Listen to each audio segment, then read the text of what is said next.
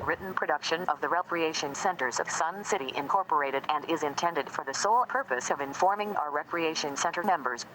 Any duplication, copying, transmission, broadcast, or use, including electronic and social media, is strictly prohibited without the prior written consent from the Recreation Centers of Sun City Incorporated. Thank you for watching.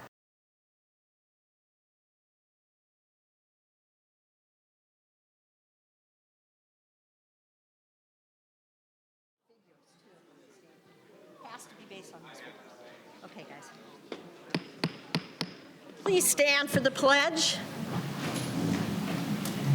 I pledge allegiance to the flag of the United States of America and to the republic for which it stands, one nation, under God, indivisible, with liberty and justice for all.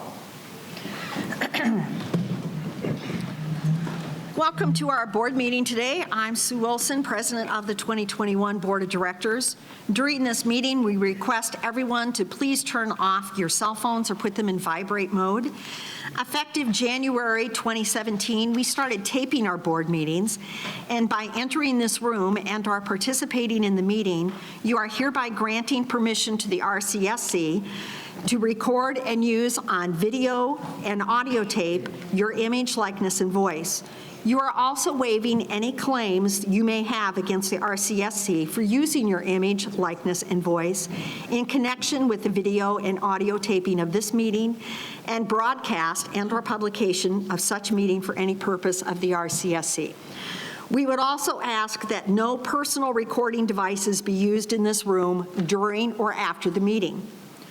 In accordance with our corporate documents, a board meeting is generally held on the second Monday and the last Thursday of each month, with the exception of July and August, when there are no board meetings. Before we begin the business at hand, I would like to introduce your board of directors and our management personnel. To my right, Treasurer Sheila Rooney. Morning. Director Darla Akins. Good morning. Director Jean Westermeyer. Good morning. And Director Rich Hofer. Morning. And to my left, Vice President Mike Egge. Good morning. Director Steve Collins. Hello, everyone. Director Dan Schroeder. Good morning. And Marcia Johnson, our Corporate Executive Coordinator. Good morning. And our management team that are here today, Bill Cook, our General Manager. Jan Eck, our retiring General Manager. Kevin McCurdy, our Director of Finance. Mike Whiprud, our Director of Buildings and Infrastructure. Chris Herring, our Director of Operations. Brian Duthu, Director of Golf and Grounds. Jolynn Higgins, Communications and RCSC Marketing Coordinator. And Teresa Serino, who is our Director of Events and Entertainment, and she's way up there in the booth. I also want to recognize Alan Kleinhans and Mike Crawford, our audio-visual engineers, and Jim Moore and Dave Miles, who's up in the booth, as our audio-visual technicians who operate all the audio at this and other events. All right, Vice President Egge, do we have a board quorum? Madam President, we have a quorum. All right, introduction of board candidates. Director Hofer. Thank you, Madam President. I'd like to introduce the 7 candidates that are running for the Board of Directors. We have 4 positions open. 3 will be 3-year terms, and we have a 2-year term as well. And when I announce your name, please stand and stay standing until everybody has been called. Kat Fimmel, Karen McAdam, John Nowakowski, Stella Van Ness, Frank Thorwald, Alan Lenevsky, and Candy Ruggiero. These are the 7 folks that are vying for the 4 seats this year. The election is going to be held on the 14th of December, live and in person. Absentee ballots and online balloting will begin on the 8th of November, and we have 2 candidate forums coming up next week, Monday at, we're going to get started right around 2 o'clock in the afternoon with a 1:30 social half hour, and then on Wednesday we'll do the evening one, and that will be at 6 p.m. with a 5:30 half hour social hour, and both of those will be held here in this room. We also are going to be doing something new this year, and that is we're going to be going with YouTube live stream, and if you can't make it in person, you can stay at home, get on your YouTube account, and we'll be sending out the website that you go to or the YouTube channel that you go to. You can actually ask questions on YouTube from the comfort of your own home. And if we could, let's give all these folks a round of applause. Thank you, Madam President. Thank you. All right, I need an approval for the agenda. I'm making it for All right, motion by Director Collins. I need a second. Seconded by Jean Westmeyer. Any discussion on this? Okay, seeing no discussion, I'll call for a vote. All those that approve signify by saying aye. Aye. And those that oppose by nay. Motion passes. Approval of our minutes from October 11th, 2021.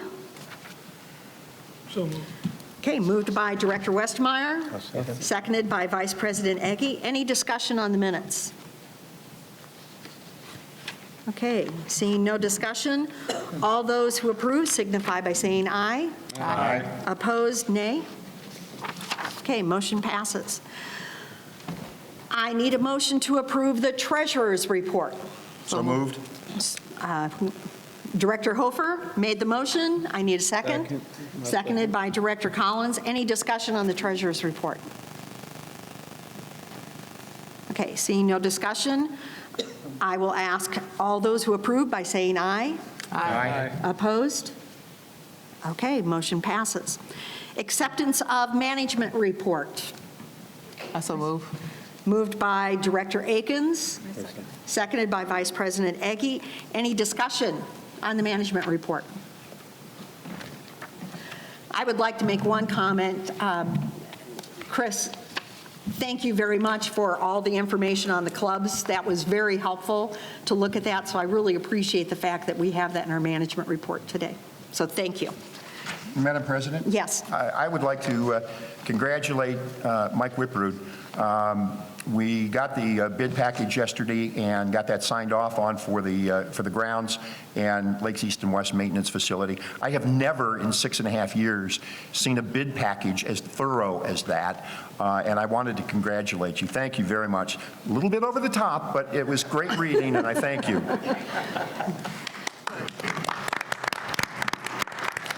Okay, any other discussion? Okay, seeing none, I will call for a vote. All those who accept signify by saying aye. Aye. Opposed?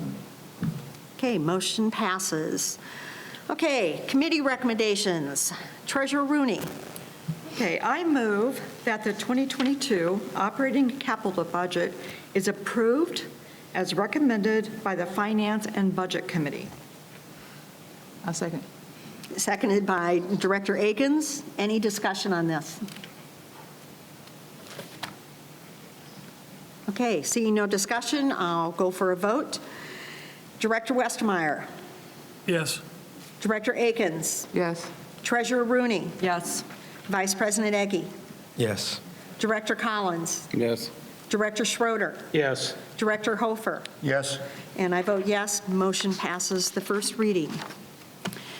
Okay, our second committee recommendation, I move that the remodel of the Lakeview Lanes middle bathrooms and Bell Lanes north bathrooms be added to the project schedule. I need a second. Yes, No, I don't have any discussion. okay. Seeing no second, this motion dies. Okay, and third committee recommendation, Vice President Egge. Per recommendation from the Communications through Technology Committee, excuse me, I move to change the name of the committee to Sun City in Focus Committee, with the committee purpose remaining the same. Need a second. Second. Seconded by Director Hofer. Any discussion on this? Yes, Director Akins. I kind of would like to kind of fill everybody in on this. I know some people may have had a question of why we're changing the committee name again. Once we established the technology committee, having this committee with communications through technology and the technology committee was becoming very confusing. So so we had to somehow take the word technology out of this committee's title so that the two committees wouldn't be continually being confused with each other. Yes. Okay, any other discussion? Okay, going for a vote. Treasurer Rooney. Yes. Vice President Eggy. Yes. Director Collins. Yes. Director Schroeder. Yes. Director Hofer. Yes? Director Westmeyer. Yes. Director Akins. Yes. And I vote yes, motion passes first reading. Okay, Marcia, has anyone signed up to speak regarding any motions on the agenda today? Bill Pearson. Okay, just as a reminder, when you come to the microphone, please state your name and member number, and you'll have 3 minutes as indicated by the light on the stage.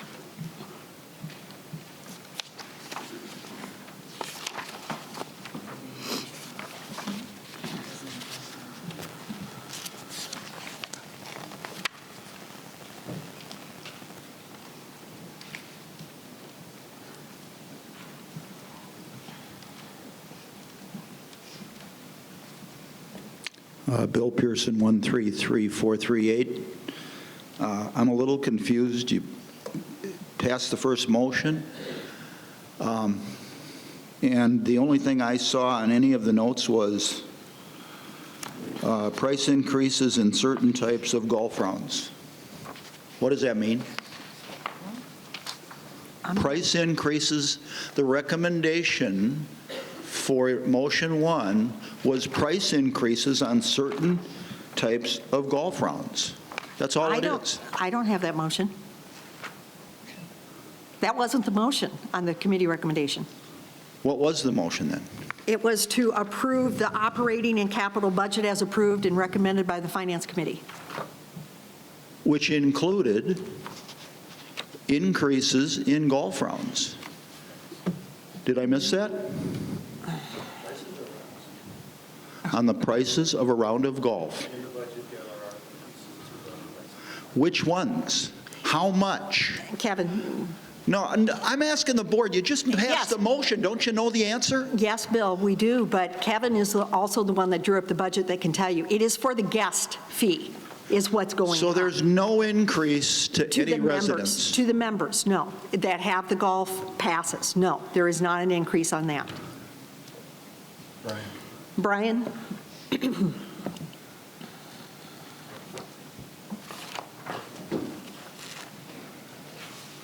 President Wilson, board members, the price increases were for all daily fees, so there will be daily fee increases to cardholders, their guests, and the public. But if they have the pass, there's not an increase on that. There was no increases to passes. Right. Okay, thank you. So you didn't know that? You just got done telling me it was for the outsiders, not the insiders. Here's It's for the cost. people that do not have the golf passes. That's not what you said to me. I listen. I learned early on that listening is the most important aspect of communication. I listened to what you said. You said it was for outsiders. It gets worse. The cost of a person that buys the card, 300 rounds of golf is $5.15. The person that plays 200 rounds is $7.75. And if somebody only plays 100 times, it's $15.50. Brian, can you run a golf course, take it in $15 on an average for a round of golf? Can you run 8 golf courses, take it in $15 for a round of golf? Do you know the cost to run 8 golf courses, paying, not making any money, but absorbing every cost? Can anybody in this room, on the stage or at that table, tell me the cost for a round of golf in this community? Because if you can't, we're in trouble. I don't care about yesterday. Thank I'll you. be back.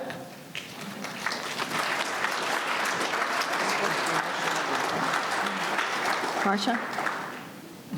No one else has signed up to speak on the motions, Okay. Madam President. All right, moving on to the motion. The first motion, since Secretary Leary's not here, I'll be doing it today in her place. You're under agenda items, Dean, not motions. The agenda items are at the end of the agenda. Okay, you're welcome. Okay, if we can get back to it. I move to raise the RCSC employee 401K company match to $750. No, second. Seconded by Director Akins. Any discussion on this? Okay, seeing no discussion, Vice President Eggy, Yes. Excuse me, yes. Director Collins, Yes. Director Schroeder, Yes. Director Hofer, Yes. Director Westermeyer, Yes. Director Akins. Yes. Treasurer Rooney. Yes. And I vote yes, motion passes second reading. Third reading by Director Hofer. Thank you, Madam President. I move to amend Board Policy Resolution Number 17, titled Golf, section titled General Golf Rules and Regulation, Item 4, as follows. We are striking the words "for a trial period ending October 31st, 2021," hence making that a permanent fixture. Okay, I need a second. Seconded by Director Schroeder. Any discussion on this? I would just like to say I have received emails concerning this, and people are very happy that we are doing this move because it does speed up a round of golf. Okay, any other discussion? Okay, going for a vote. Director Collins, Yes. Director Schroeder, Yes. Director Hofer, Yes? Director Westermeyer, Yes. Director Akins. Yes. Treasurer Rooney, Yes. Vice President Eggy. Yes. And I vote yes, that motion passes final reading. Okay, we do not have a consent agenda today, so on agenda items, Marcia. Steve Fensky. Okay, just once again, remind you, you need to give your member name and, your name and your member number. Stephen Fensky, 103560. At the previous board meetings, I have heard Director Westmeyer state that any existing homeowner will not be affected by any PIF increases. That is false. I agree. The reason I say this, a good friend of mine passed away. Within a month, his widow got a bill from RCSC for $3,800. I accompanied her to the office, where a gentleman explained that, yes, she had to pay that fee because when they originally bought the house years ago, they had just put the house in his name, but when they found out she wouldn't get a rec card, they added her name to the deed. At hearing that, I said, wait a minute. When my wife and I bought our house in February of '03, we put the house in my wife's name because our Minnesota property was in my name, and this would balance things out. About a year later, we were told that I would have to pay extra for my rec card because my name was not on the deed. We had an attorney add my name to the deed, and all was well. So we thought. I asked the gentleman at the office, if my wife were to pass, would I also have to pay the new PIF fee? He said yes, and if it is not paid promptly, they would put a lien on my house and charge me an additional 16% interest on the unpaid balance. Now, my wife and I have been married for 52 years with all joint banking accounts. We privately met with one of the present board members who told me that as long as both names are on the deed, there would be no additional PIF fees. I asked that board member to please check that out. That same day, I received a phone call from that board member stating that, according to the person in charge, yes, the rec centers would charge me again. And I thanked that board member for following through. I believe this injustice could be resolved by changing Article 3, Section 2, Paragraph A of the bylaws to state that a couple that is already a couple when the property was purchased, no additional PIF fees would be charged. Now, I mentioned this to a neighbor of mine, and they are all in this, and they're in the same situation as I am and many others. Would someone please make a motion to change that bylaw before voting to increase the PIF fees? Thank you.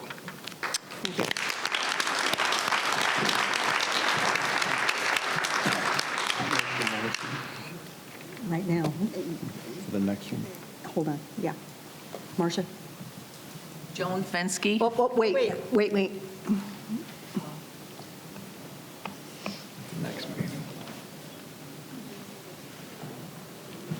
Madam President, Board of Directors, I wanted to let you know that if the PIF was paid out of your joint accounts, you would not be charged. You would be considered also as the original payer of the PIF. Not what I was told.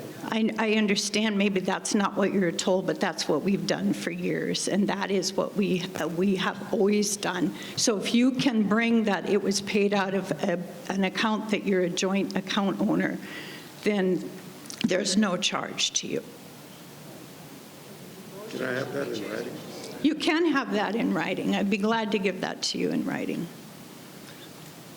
Okay. Marcia? Joan Fensky.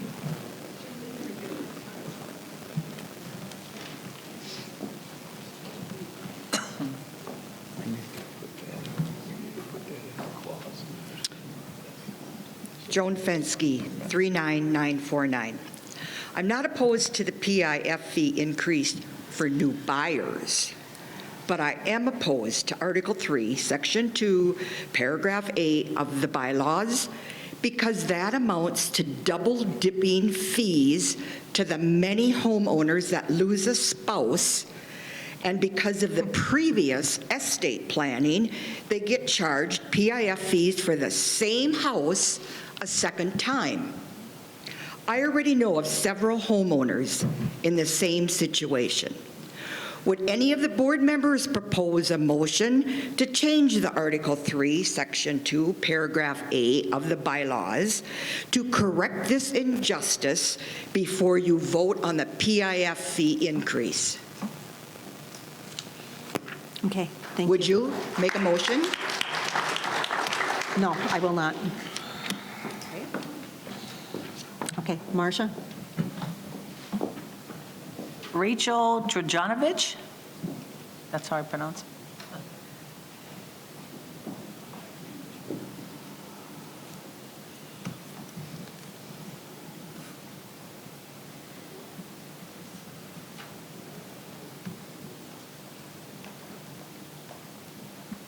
Good morning, President Wilson, Board of Directors. My name is Rachel Tronovich, member number 157646. And I just wanted to speak to agenda item number 2 regarding the proposal for the Mountain View Rec Center.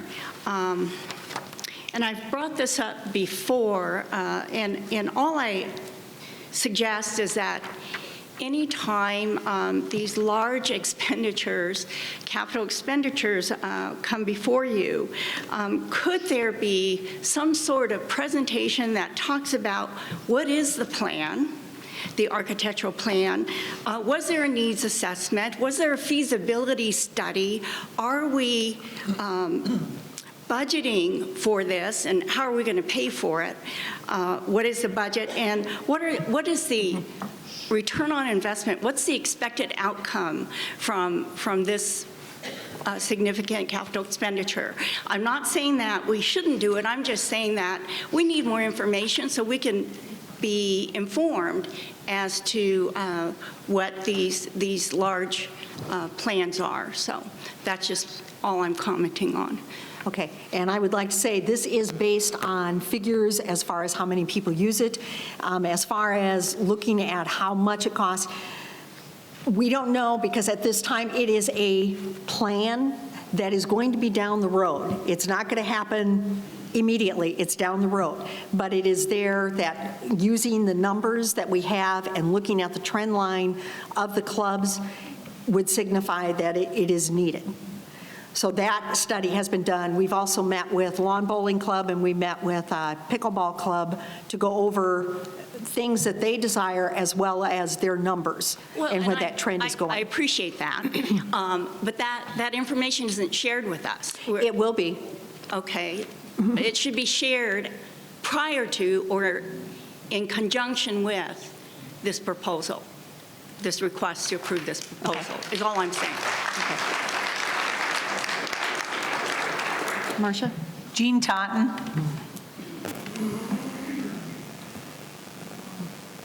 Jean Totten, 148753. I want to talk to both agenda items, so do I get 6 minutes? Because No, I you get can't 3 do it in minutes. 3. You have 3 minutes. Thank you. Due to the recent expenditures approved by the board, plus the possibility that golf may not be totally sustainable, as mentioned in the deed restrictions and required in the letter of understanding of 1975 that Mr. Pearson kindly brought forward at the October 11th meeting, I am not in favor of making any changes to the PIF at this time until a forensic audit has been completed, a forensic audit, not just a typical audit, and would be available for all members to see before proceeding any further on this item.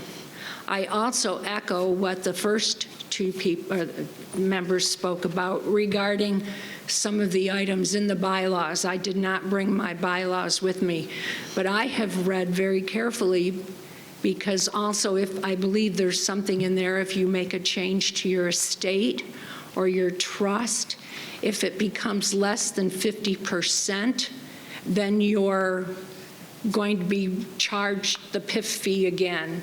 So saying that it doesn't affect present-day homeowners is not a correct statement. Okay. Do you want to restart the clock? Or does anybody have any comments on what I just said? No. I'd really like you to consider not making that motion and doing a forensic audit. Explain the 50%. I'm sorry? Jan, explain the 50%, Madam President. Jan explained the 50%. I don't, are you talking about owner? I'm not sure what you're talking about, Steve. He's talking about ownership. Yeah, that's what I kind of thought. I don't understand why you all don't answer these questions instead of Jan. Because I've been here forever. They're the board. They should know the answers. Madam President, Board of Directors, I disagree, Ms. Totten, that they should know everything because it's kind of an impossible task. It takes a long time. I don't either. Oh, okay. Yeah, it takes a long time. There's a lot of details, a lot of processes, a lot of things that go on, and it takes some time to do that. And a board is a volunteer board. That's one of the reasons you have a management team, is to have that support. So in regards to the 50%, you pay if the ownership changes in greater than 50%. If you're in a trust and you are the grantor of the trust, you are considered the members, the grantor, up to 2, no more than 2. But if it remains in the trust, and the last grantor passes away, and it transfers just like an inheritance to the ownership of someone else, then there is another PIF due. The PIF is the original payer of the PIF. And if it's a trust, who's considered the original payer of the PIF is the grantors. In other words, those who created the trust. Original payer? A payor, P-A-Y-O-R. Yes, sorry. Excuse me. Yeah, no, that's fine. So, and can I address the 1975 agreement? Yes. So the 1975 agreement was made between Arizona Title Company, who was the trustee for Del Webb's trust, basically, and RCSC.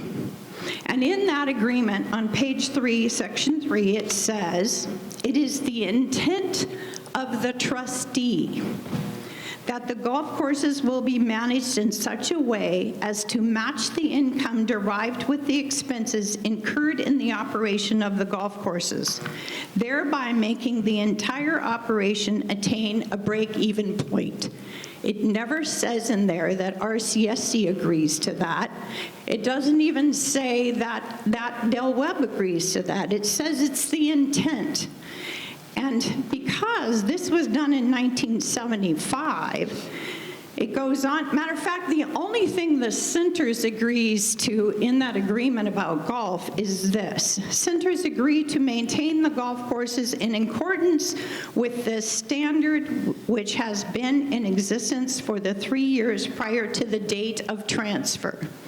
Centers shall provide adequate water, mowing, fertilizing, other maintenance which may be required on the courses, and shall maintain an adequate personnel force to assure the standard noted above is met. That's what RCSC agreed to in that agreement. And the other thing is on page 6, section 11 of that agreement, it says, for the first 24 months after conveyance of the property from trustee to Centers, trustees shall pay to Centers on a quarterly basis the difference between the amount of expenses incurred in the operation of the golf courses and facilities thereon and Viewpoint Lake, including personal property purchases therefore, and the income derived from such courses during said period. Not thinking they exactly thought that was going to be a break even, since RCSC had a guarantee after they took ownership that they'd pay for the first 2 years. RCSC did not take ownership. They were not deeded to RCSC until 1977. And then they were deeded to Sun City Golf Courses Incorporated 2 months later in 1977. And from what I know, which is from someone from, history, is that was done because RCSC was very concerned that the golf courses wouldn't break even, and they wanted them in a separate corporation.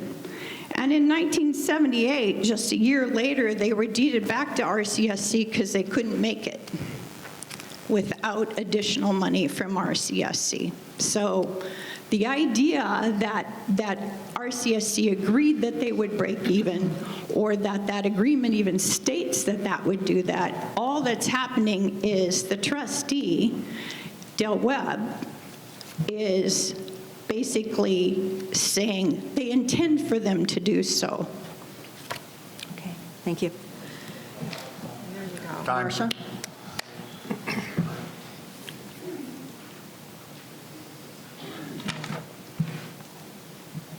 Patrick Gannon.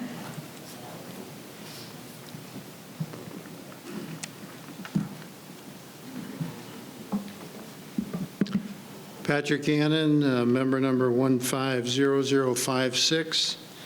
Madam President, Board of Directors, management, members, I just have one quick question, and that's regarding Mountain View and the plans for Mountain View. Can someone tell me how many electric vehicle charging stations are in the plans for redoing Mountain View?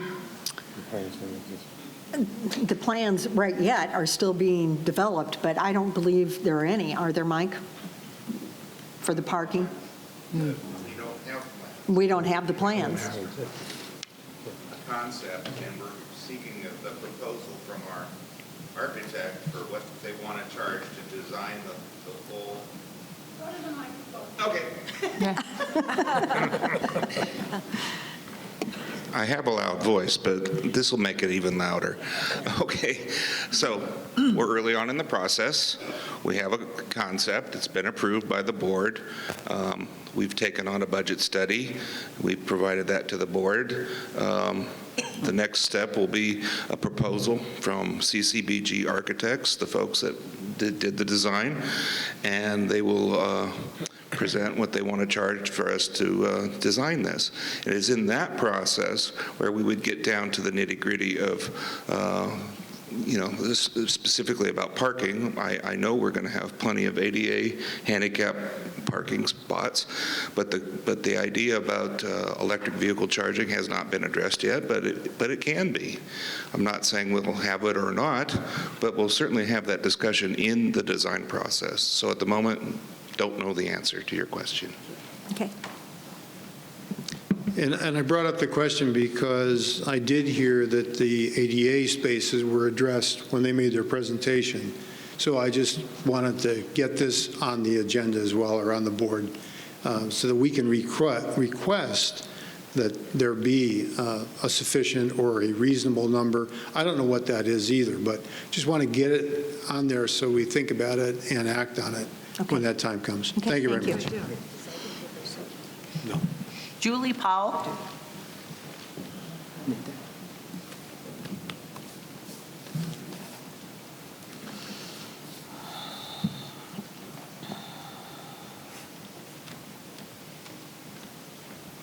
Julie Powell, 19808, and this is on agenda item 2. I do think this is a little backwards, the way it's done, because we'd like to hear some of the discussion and presentation of the motions before we ask questions, because I think when you come up to the Mountain View, we saw the slide briefly up there, and are there going to be 3 readings on this? Okay, so it's not just going to be put through. No. And I just think we should have the pictures and a little explanation, and with your discussion, and then perhaps member comments after that and before a vote. Thank you. Okay, thank you. No one else has signed up to speak on the agenda items, Madam President. Okay. So let's go with, no, I'm sorry. You get Item 2. You get a 3-minute time, Jean. I asked you that when No, and I said you get 3 minutes. Okay, I am moving on. Director Jean Westmeyer on agenda item 1. I move that we raise the preservation improvement fund from the current $3,500 to the $4,000 effective 1 January. Second? Okay, motion dies due to the lack of a second.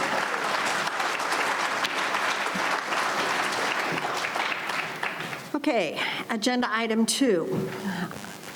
And if you want to put this up right now, yes. I move that the Phase 3 architectural proposal for Mountain View, including pickleball and lawn bowling and mini golf, will be accepted based on the contingency that the annual capacity analysis and the utilization capacity are within the trend line data parameters. I need a second. Seconded by Vice President Egge. I'd like to point out, if you look at the diagram that's displayed up there, I know it's not as easy to see, but I want to get to my picture of it. Tab 5. You will notice that the purple area is the pickleball area. It would be 2 levels. It would have 8 courts on each level. It would be closed in and would be air-conditioned. The lawn bowling green, looking in front of that, and right now we're debating if it's going to be carpet or if it would be grass, but it depends on the amount of shade that that item would get, along with the bathroom that is there, and we would do the mini golf on the outside. Again, this plan was discussed with our pickleball exec board as well as our lawn bowling committee, and discussed that we need to have those figures, which for some is not a problem, for others it may be, in order to go ahead with this. But this is a plan that we're focusing on right now, a proposal.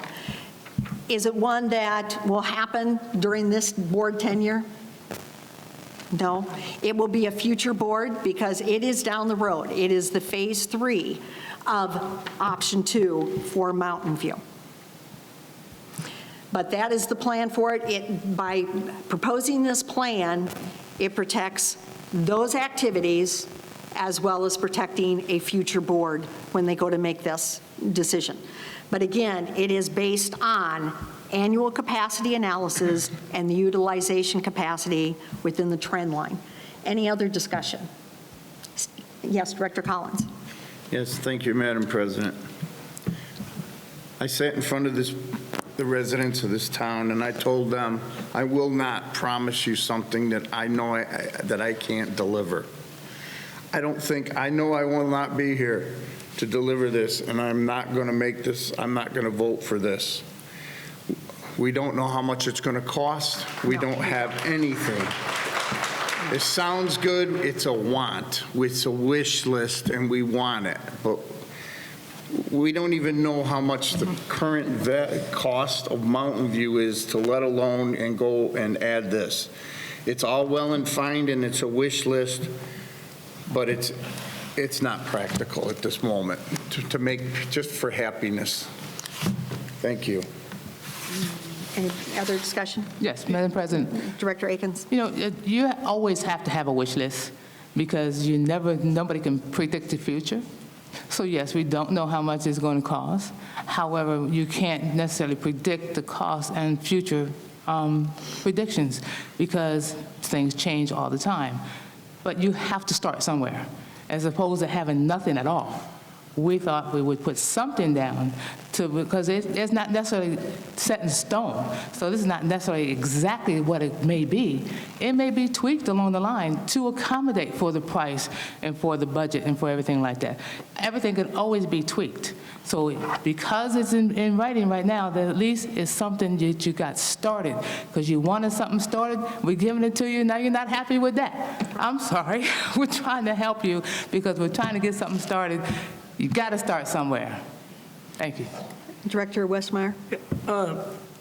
You know, I know that the current board is a little bit tired of all the emotional aspects that have been on the last 4 to 6 months. And bringing up the PIF fund increase was my idea. I wasn't put on the board to put it up to vote it down.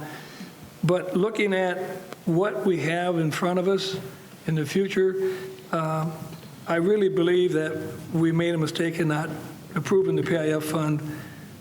We have the lake. We have the lake to take care of. We have Mountain View to take care of. We have the pickleball building that we want to put up, a 2-story building, and air condition it. It's 16 to 20 foot tall ceilings. It's not going to be an inexpensive proposition. I really believe that Mountain View is going to probably be the most expensive rec center we've ever engaged in the last couple of years, in the last 15 years. And if we go through with our wish list, I don't think it's a wish list. I think it's something that the members of this community want. And to do that, we have to pay for it somehow. And outside of people saying they don't want it because for various reasons, where else you're going to get the money but through the PIF fund? So pushing it down the road is not an option. I think we need to face up to our responsibility for the community. So that's all I have to say. Madam President. Director Collins? I can understand what Director Westmeyer says, but we're sitting here and we have no facts, no figures, nothing. And I don't want to come back to the same people and say, well, we raised it 500, but guess what, guys? We needed to raise it another 500 or whatever. Let's get our numbers together. Let's find out what this stuff is going to cost. And then we'll have a better idea of where we stand. We have absolutely no clue where we stand on this stuff, and we need to get a better grasp on the numbers and figures. Thank you. I would just like to say, keep in mind, right now, we're talking about the Phase 3. We're not talking about PIF, we're talking about Phase 3. So let's concentrate on this. Yes, Vice Madam President Ege. Director Collins, I guess I'm a little confused because when I look at this agenda item, I see the word proposal. This is, we're looking into we're proposing a project. We're not sitting here voting on the cost of it. We don't know the cost of it. You start with a proposal, you hire the architectural company to do the design, we give the input from the clubs and put all this in the blender and turn it on, and then at some point in time, as Mr. Whiprud would tell us, you develop a plan, you now submit that plan to the construction companies and seek a bid, a cost. We're talking about a proposal. We have a rendering here that says, this is what we think we would like this to look like. You got to start somewhere. So again, this is a proposal. There's no dollar amount on here because there's no dollar amount known because we're not to that part of the process yet. So, I mean, to sit here and say you won't vote for it, you won't vote for a proposal? Okay. Director Collins? Most corporations, when they put forth they're going to build something, their architect can pretty much tell them how much that is going to cost. We do not have any idea the cost of Mountain View. Right. Correct. Why don't we know the cost before we're going forward? We're just blindly going into this. We should know roughly, not to the penny, but roughly what that building is going to cost. We should know when someone designs this, phase 2, roughly what that is going to cost. And we don't. Again, if you don't know where you're going, you won't get there. So first you have to have a proposal to look at it, and then you start developing the plans, and you get the figure, then you know what can be done and what can't be done. So the proposal, I think, should have included some costs. Okay. No. That would be down the line when you're talking the plan. Yeah, based on the plan. Okay, any other discussion? No. Seeing no other discussion, I'm going for the vote. Director Hofer? Yes. Director Westmeyer? Yes. Director Akins? Yes. Treasurer Rooney? Yes. Vice President Eggy? Yes. Director Collins? No. Director Schroeder? Yes. And I vote yes. That motion passes the first reading. Okay, agenda item 3, Director Hofer. Thank you, Madam President. I move to amend the bylaws, Article 9, Section 2, subsection B.1 as follows.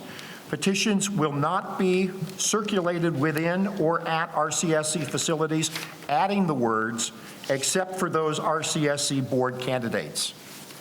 Okay, I need a second. I'll second. Seconded by Director Akins. Any discussion on it?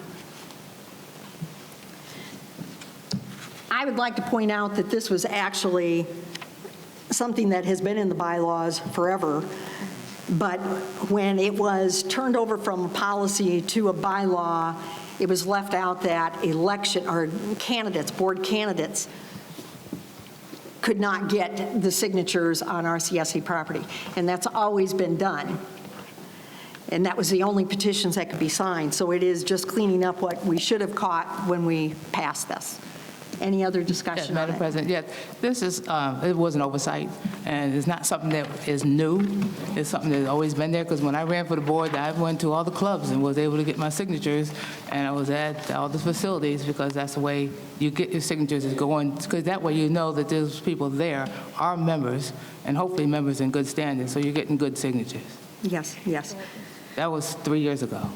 And in board policy number 10 that we changed on March 29th of 2018, number 9 says, petitions and solicitations are not allowed on RCSC property except for those for RCSC board candidates. And that was left out. Any other discussion? Okay, seeing no other discussion, I'll take a vote. Director Westmeyer? Yes. Director Akins? Yes. Treasurer Rooney? Yes. Vice President Eggy? Yes. Director Collins? Yes. Director Schroeder? Yes. Director Hofer? Yes. And I vote yes, that motion passes first reading. Okay. Moving on from motions to member comments. Lynn Leibel. And please remember, when you come to the microphone, state your name and number, and you have 3 minutes.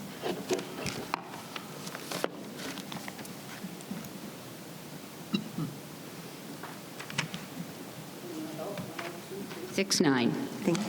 Yesterday, I was able to read some of that 1975 agreement. It was very interesting. I'd like to read all of it, but the explanation Jan gave today was very informative.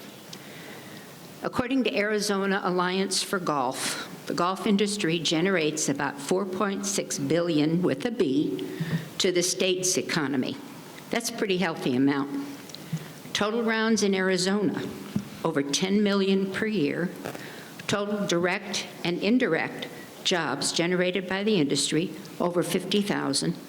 Wages earned by direct or indirect jobs, 1.7 billion, again with the B. Here in Sun City, golf is one of only 4 producers of income to the Sun City coffers. Outside play accounts for about $300,000 to $400,000 a year. Golfers pay for the course use in several forms: daily fees, yearly fees, surcharges that are available. There's also income derived from sales of food and beverages at the golf courses and merchandise at the pro shops. I would say that it adds significantly to the Sun City attraction, and if not totally paying for itself, I would think it comes relatively close.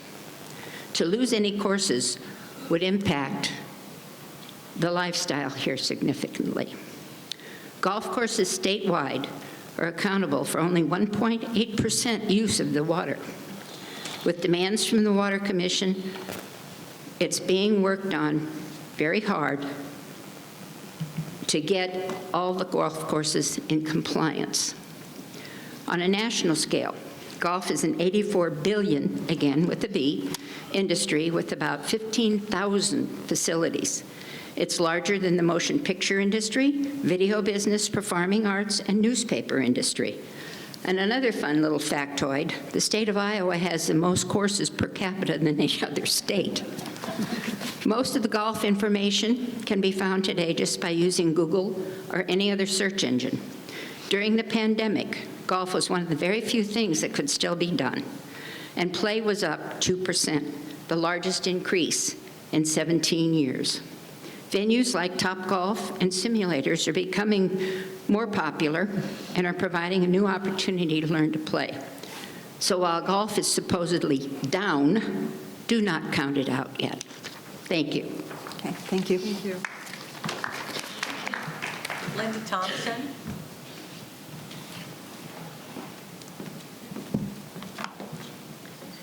President Wilson, Board of Directors, Management Team. My name is Linda Thompson, 11537. I live on Viewpoint Lake, and I'm here today to talk about the paddle boats. I really enjoy seeing the people out there on the lake. But the first week in October, I had an incident with some people in a paddle boat. I know that the rules say that you are supposed to stay 25 feet off of the lip of the lake, any boats. And I had a couple who were right next to my property. They were within 2 feet of the lip of the lake. Of course, I yelled at them. They went around my dock and continued on their way, the same distance from the lip of the lake. I went over to the rec center and complained to the monitor, who told me that the same people had done that before and were very proud of it. They said that they do it all the time. She said she would report it to RCSC, but I'm here to ask that all of the boat users be advised of the rules of the lake and to be respectful of the people who live on the lake. I love to see the boats out there, and I like to see the families enjoying the lake, but I don't want them in my backyard. So I hope that if people who abuse the privilege and are right up next to the lip of the lake, that they are restricted by RCSC from using the boats in the future. So that's all I have to say. Okay, thank you, Linda. I'll have Chris.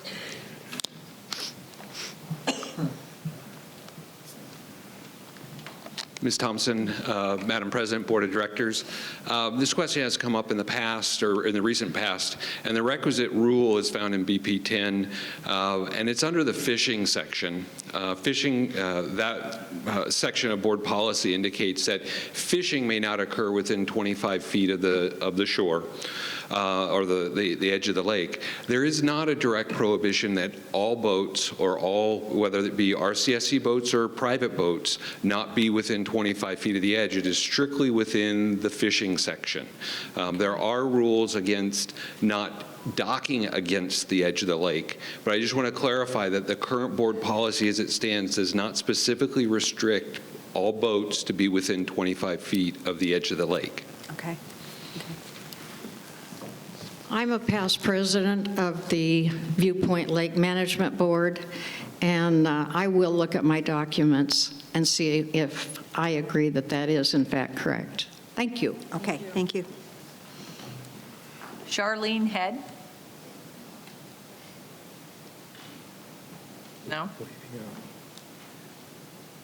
Jean Totten?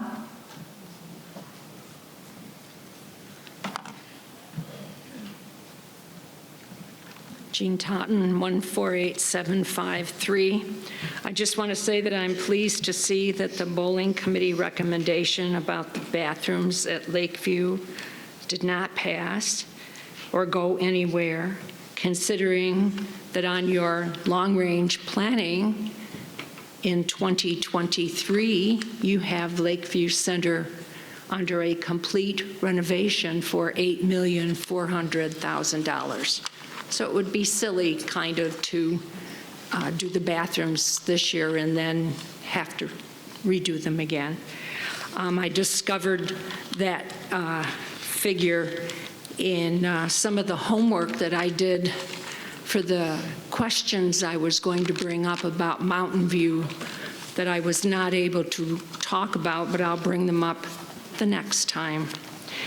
I also read in doing this homework, I'm curious as to where the $585,000 grant from the COVID Assistance Fund went. Bill, would you like to address that? Ms. Totten, Madam President, Board of Directors. So I would like to correct actually the amount. It is $525,000, so it's $105,000 for 5 courses. So it was a very detailed application that was brought to our attention for pre-1985 golf courses. And it's specifically to address reduction of turf. And so when we put in our statement of work and when we put in what we were going to do by golf course, 5 of the golf courses were approved as we were reducing turf at those golf courses, and therefore it will be utilized for reduction of turf and for any type of water mitigation to meet the 5th management plan. The money has not been given to us yet. We just have an award letter, and so they're working the process on how the distribution of funds will work. Right. Thank you, Mr. Cook. I also wondered, you introduced the management team. I don't know who is the director of IT. I believe that person resigned recently. Do you have a? No, actually, Kevin McCurdy is over the IT section. Oh, I thought it said someone resigned from that position in the minutes of some report. Madam President, board members, previous IT manager resigned, and we've hired a new IT manager, Randy Bird. He's been here for about a month, doing a great job. Thank you. Thank you. Marcia? No one else has signed up to speak, Madam President. Okay, at this time, we will open the floor for anyone who did not sign up but would like to speak. When you approach the microphone, we ask that you state your name and member number. You will have 3 minutes as indicated by the light. And if you make comments and want to return a second time, we ask that you wait for everyone to have a chance to speak first. Linda Skaggs, 147048. Okay, directors, I just have a question. Is pickleball not considered a designated space? A dedicated space? Yeah. Because the fact that it is not totally for the club, it was not a dedicated space at that time. As of turning in numbers now, all clubs will be turning in their actual utilization numbers starting November 1st. So pickleball will be having that turned in starting November 1st. Okay, and then I had a question for Director Lair, but she's not here, but maybe someone else can answer. Last week, we had a very successful pickleball tournament at Marinette, and we had over 312 registered players, which was resulted in about 250 players every day for 3 days.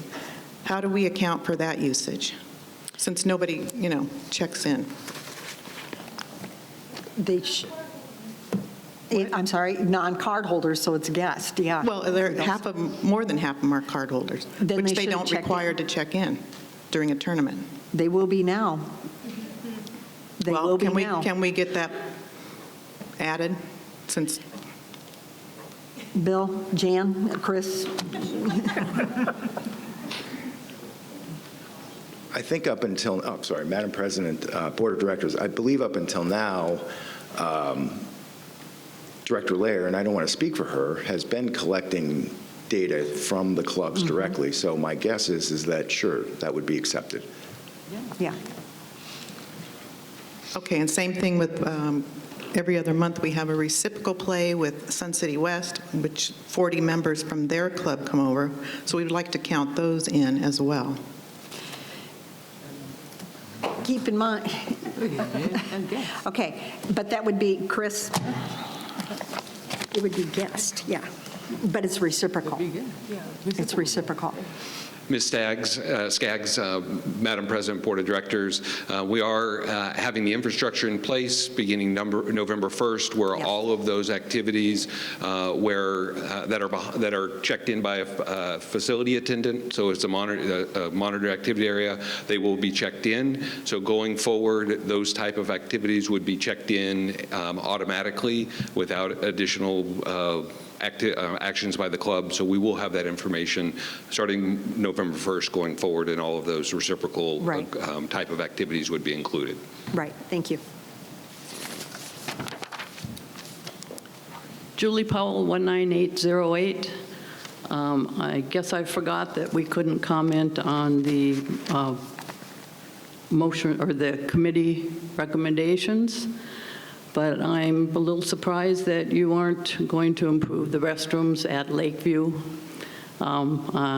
They are used also by the public, by the restaurant, by everybody that plays billiards. It gets a lot of use, and they are pretty bad. So please reconsider that. And the communications through technology name change, we need a communications committee, a member communications that has two-way communications. I think the video magazine that they're doing now should be a subset of the IT committee, because we don't have a Sunviews committee. So I think it's unnecessary to have a separate committee for that. Then under member comments, since I didn't get to talk earlier on that, we still aren't getting all the summaries. There are 3 committees that have not put summaries up. I'll give the Elections Committee a pass because they just had a meeting, but there's 2 more that still haven't submitted their summaries. We would like to see the videos on YouTube. We were told before that it was because of not having space to do it, but I want to suggest over at Lakeview, there's a team room right off of the manager's desk, and that is rarely ever used. It's just as big as the boardroom. It's got a door with no windows. There's nobody walking through, and it's right next door to the Lakeview Center. So it would be an ideal place to do YouTube. So please consider that. Thank you. Okay, thank you.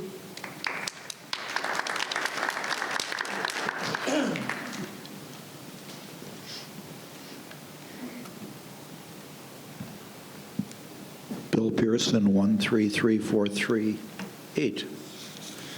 I have to admit, I'm stunned, Jan. In 45 years, I've never heard anybody tell me that golf didn't have to be self-sustaining. In fact, last month, I said to the board, who believes golf has to be self-sustaining? Gene said, I read it. Rich said yes. Sue, you said yes. I don't know about the rest of the board members, but that was the understanding for 45 years because I've read the agreement, unlike most in this room. And are you telling me, Jan, that that agreement doesn't bind us to keep golf courses as golf courses? Because that's where it is. There's two clauses. I don't want you to take my time. You can come up after. Because I have a lot to say. I'm stunned at all of this. What we know is that people want information. So like information, this is from a 2020 budget worksheet for 2020. In 2018, you lost $141,000 in golf. In 2017, you lost $345,000. In 2018, you lost $394,000. And in 2000, you lost $600,000. I've never seen that. I served on the board. I never saw this information. Oh, and the projected capital improvements, $1.2 million for 2020. Comes out of capital that is supposed to, or was always until Jan just made up this statement, that the agreement that was, don't look, have you read the agreement? I'm listening to you right now. Okay, well, you get this look on your face like. Sorry, I can't help the look on my face. Go ahead and talk. The agreement was signed by two parties. Two parties. Takes two parties to make an agreement. Guess who the trustees were for that 1975 agreement, which was an 18-month extension to the point of takeover in 1977. Guess who the parties were? The RCSC Board of Directors. To say that you're not party to it because it was some trust agreement is baloney. It was a, come up after when it's your time. And I'll be happy to listen. I had people come in. I'm more than happy to share it with people. I think information is power, and we have no information. Who knew that you lost $600,000 in golf in 2019? Did you all know? Did you know? I didn't know. I knew, Bill. Okay, so if you thought golf was supposed to be self-sustaining, Gene, why wasn't it? Bill, we've been losing money in golf ever since I've been on the board, okay? Clear back in 2004. So with all due respect, my good friend that came up and told us how golf was an $8 gazillion industry, it ain't in Sun City. We're subsidizing it. Just go change it. Thank you. Jan, would you like to respond before we go on? Or you want to do, okay. Board of Directors and President Wilson, Rachel Tronovich again, 157646. I just wanted to clarify a couple of things. So I understand that if the architectural proposal is approved, there's no money. Is that clear? There's no cost for it at this time. It is a proposal. So we don't have to pay for the architectural plan? No, not right now. Okay, correct. But if it's approved, do we? Once they go into design. Once they go into design, okay. So the feasibility study that I was suggesting is the pickleball courts, for example, are to be two-tiered. And so is that feasible? I mean, should we move forward with a plan if it's not even feasible? Do we have any height restrictions that have to be addressed and things like that? And how tall will 2 stories of pickleball courts be? If you'd like a response, we can take the time right now. Mike? Real quick. Madam President, Board of Directors, I'm not quite sure where to go with this other than to say that architects are professionals and they don't work for free. But in this instance, for us, they did. They came up with that sketch for Mountain View with an idea, and we did address some of the height restrictions and just some of the general parameters of it. To advance this further, this phase 3, we would probably need to pay them to take a little closer look at it, to come up with a presentation like we did in June for options 1 and 2 for the north side of Mountain View. That's kind of how the process could work, should work, and that's what I would advocate we do. But one of the first things architects are going to want to know is, what's your program? What is it you desire? So when we did the north side of Mountain View, we had extensive work from the long-range planning committee and the individual clubs, the Players Club, tennis, not tennis, it's basketball, these kind of things. So they had what you might call it a wish list. It was approved by the board last summer of a program. So we really need to take it, even dive in a little bit harder here on RCSC end to say, is this really what we want? And then design a program, take it to the architect, and go from there. All right, I appreciate that. Just I have just a few seconds, and I wanted to address Director Westmeyer. I don't think anybody really, well, personally, I don't object to the increase. I think the objection is how it impacts the current members. So if that can be overcome, I think that would be passed. Thank you. Okay, Director Collins, do you want to make a comment before somebody comes up? I had a question. Setbacks, were setbacks taken into consideration in this drawing? Yes. They were? Okay. Okay. Hello again, Board of Directors.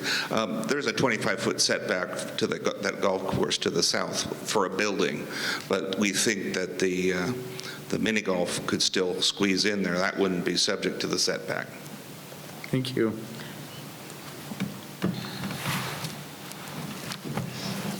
Carol Aaron, 22036. I'd just like to make a statement that Director Hoffer seems to take really good care of that clock.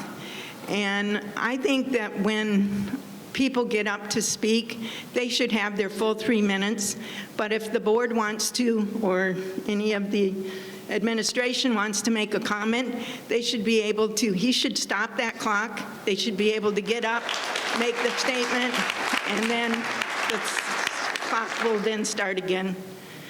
I think 3 minutes should be given to the speaker, but if people want to make comments, they should at the moment, not after the fact. Okay, thank you. Other member comments? First time, please. Yes.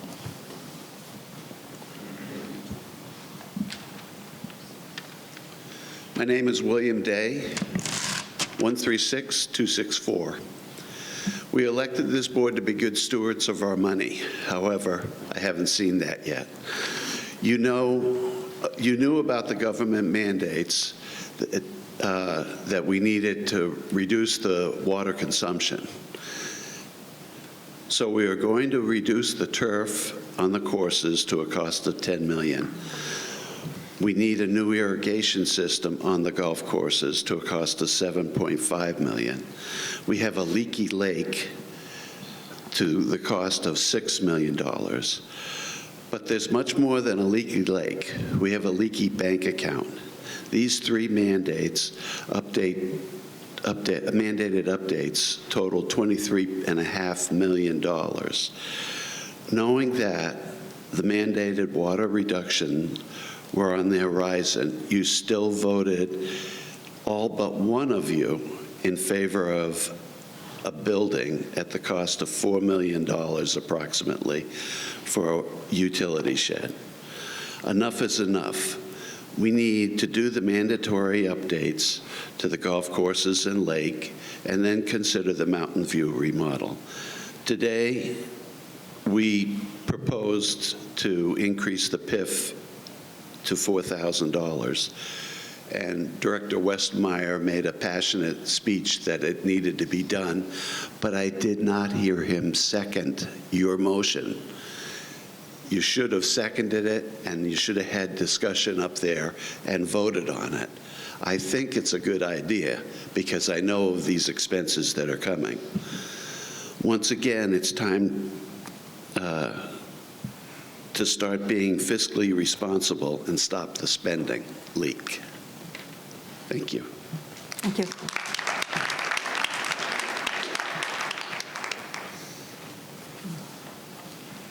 Hi, Lorraine Aaron, 107269.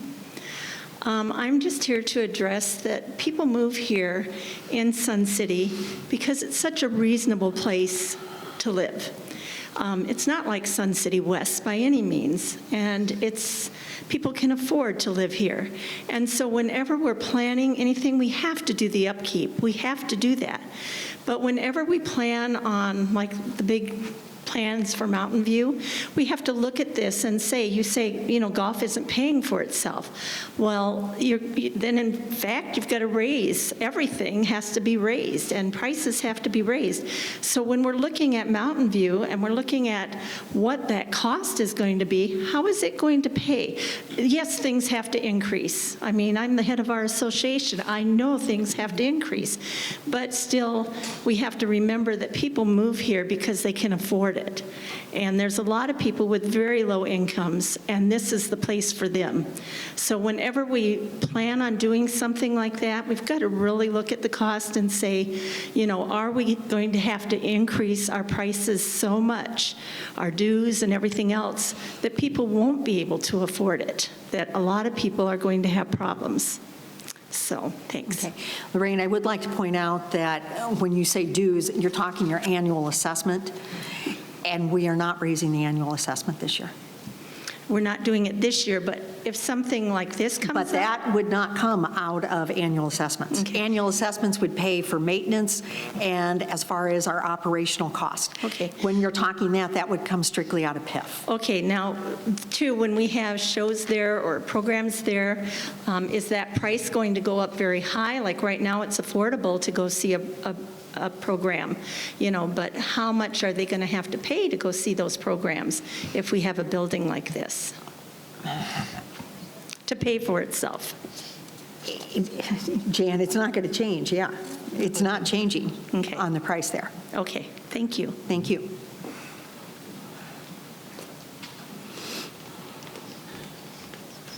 Good morning. Nancy Greathouse, 149885.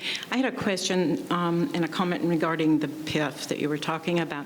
And Jan made a statement as to how they're doing that when the deed is different. And I won't try to quote her because I don't remember exactly word for word. But she stated that if it has to do, like if you pay for it with a combined a check that has a joint payment on it and such. I don't remember seeing that, and I don't have my copy of the rules of that. But is that stated as such in the rules when people buy? So if that's a practice that is currently ongoing, Jan is our outgoing, so how do we pass that information so that we have a consistent practice and people know that when they're setting up their deeds when they buy new homes in this area? We're having a lot of turnover in homes.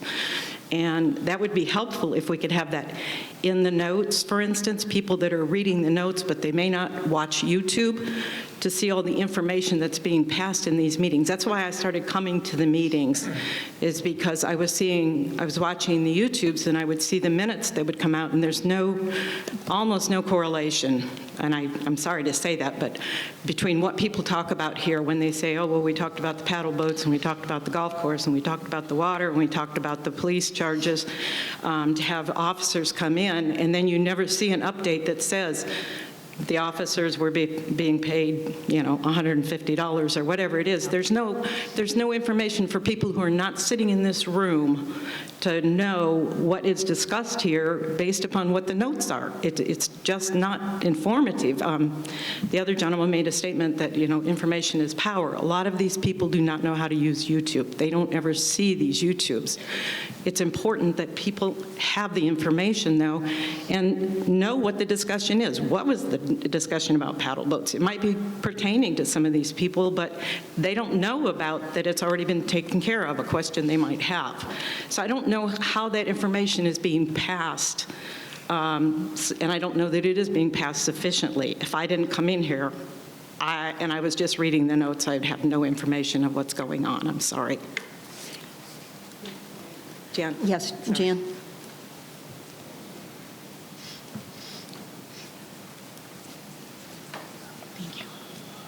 Madam President, Board of Directors, Nancy, I wanted to address how the payers of the PIF are taken care of if it came out of a joint account, because in the document, what it says is the original payor, P-A-Y-O-R, of the PIF. And if it comes out of your account and you are the owner, but you weren't the owner at the time on the deed, but you were the person, came out of your joint account, then you are the original payer of the PIF. That's how it got to be that. So the document doesn't clarify if it came out of a joint account. The documents just say if you're the original payer of the PIF. And if it came out of your bank account, you are the original payer of the PIF. Time. You Okay. can talk to me after. Oh, okay. Thank you. Oh, thank you. Okay, first time?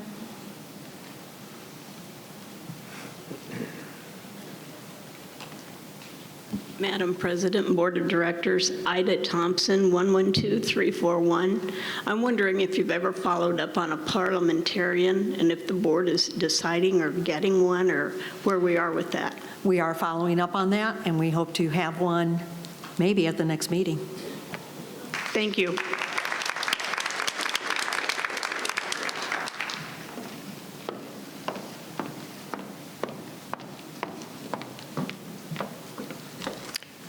Madam President, Board of Directors, Mr. Cook and Mr. Herring.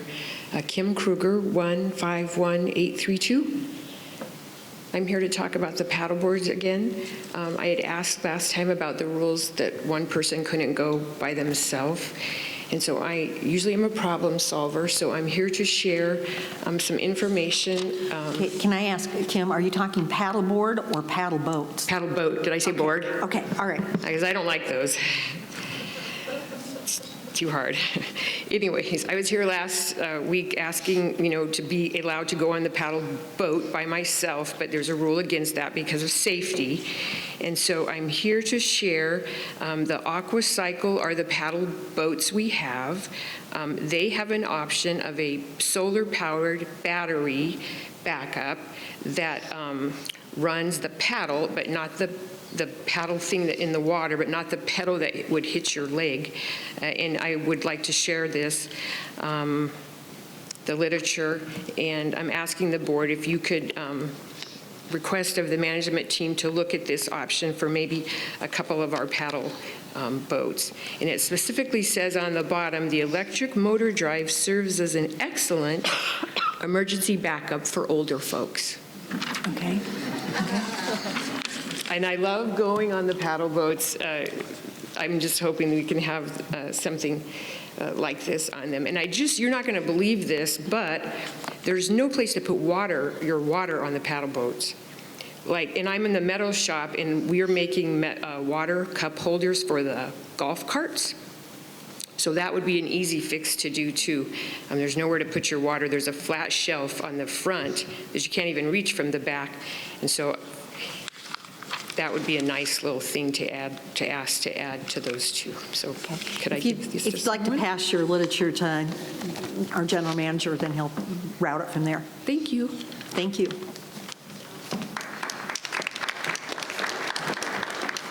Okay, any other first time? I'm sorry, this cough is good.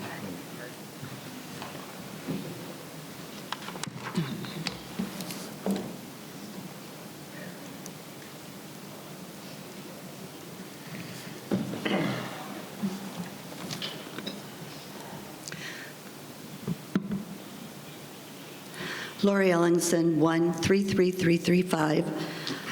Director Westmeyer, a couple of questions for you. What year was PIF first put through? I think it went through around 2000, 1999, something like that. Okay.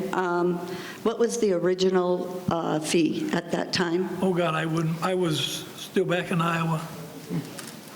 Okay, what, Jan? About $800, $700. 700, okay. How many times has it been?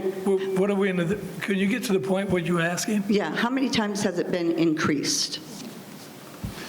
We went, I can't, 3 or 4 times probably. Okay. Look at me, Dan will tell me if I'm wrong. Okay. 3 or 4 times from 700 to what amount? I couldn't, I just was when we went to 2,500, that's when I was on. And I wanted it 5,000 then. I still wanted 5,000. So when you were on the board, it went up to 2,500? Yes, it did. And then... And I was really happy to see it go that high. And then what year did it go up after that? I was off the board. I think it probably went to 3,000 and 3,500 here a couple of years ago. Okay. Does anyone else on the board know answers specifically? I can tell you when I moved here 7 years ago, it was 3,500. I can tell you when I moved here 16 years ago, it was 3,500. No, it was 2,500. No. It was 1,500. What? Okay, my point... Keep asking the question. My point is... Yeah, I'd like to get to the point. So. Before making a motion, do you feel it's important to do due diligence and to understand why you are making the motion and educate the members on the reason for making the motions so that the members have a better understanding of what PIF is all about, how it affects them, and what percentage of increase so that they have a better understanding of any motion that is put forth by the board. Yeah, sure, great. I agree. So in the future, when any motion is made, do you feel, all the board members, do you feel it's important to research? Actually, if you noticed, it didn't get a second this time. I personally would like to see the PIF plan developed so I know what money is coming out to be expected before we ever approve an increase. Madam President, I think the reason why it wasn't approved was because we do want to do some more research on it. I mean, Yes. I think that's obvious. Yes. Okay. First time.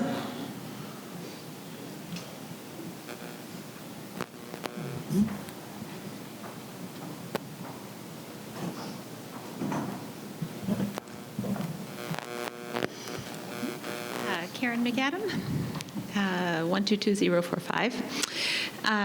So I would like to address the upcoming annual members meeting that's scheduled for December 13th, I believe, Monday, 9 o'clock here. According to our Articles of Incorporation, it's Article 8, the bylaws of this corporation and presumably also the Articles of Incorporation can be amended, modified, revised, or revoked by the directors or by the members. Presumably, this annual members meeting is the context in which members can actually take advantage of this prerogative. And I believe that there's quite a bit of confusion right now about how that actually happens. And I would like to simply have that information. What are the actual mechanics of the members bringing forward motions to amend either the Articles of Incorporation or the bylaws? I think there have been a number of items that have been brought up today where we're told those are the bylaws, and we as the membership actually have the right to propose amendments, revocations, and changes to those. And I'm a little concerned about the time crunch that we're under. The next meeting of this board does not take place until November 8th. And there is, as you look at the bylaws, under Article 4, Section 1, the annual membership meeting, changes, amendments to the bylaws and the Articles of Incorporation are addressed, as well as the time frames for making public what those changes are. And first of all, one of my questions would be, do those time restrictions, which is 10 days in advance of changing the bylaws, 30 days in advance of changing something in the Articles of Confederation. Do those time limits apply only to board-initiated changes, or do they also apply to member-initiated changes? Because if membership wants to change something in the Articles of Confederation, and they are required to have this published 30 days in advance, that would mean it would have to be published by November 13th. Telling the membership at the November 8th meeting how that works is going to be too late. So I would just like to ask, I've heard from a number of people who have said information is really important, your membership wants to know. So can anyone address that for me right now? Or if you don't know the answers to those questions, tell us when you will send out an email blast prior to the next board meeting with a complete explanation of how a quorum is established, how proxy voting takes place, and how actual motions are brought to the floor. Time.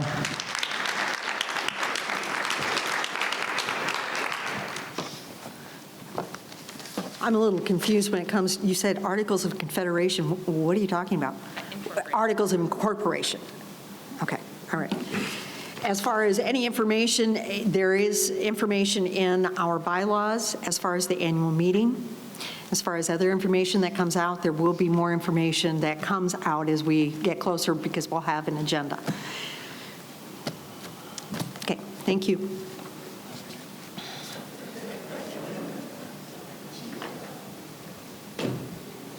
Okay, any other first time? Okay, I'll open the floor to second time. So, President Wilson, that actually does not answer my question. My question is,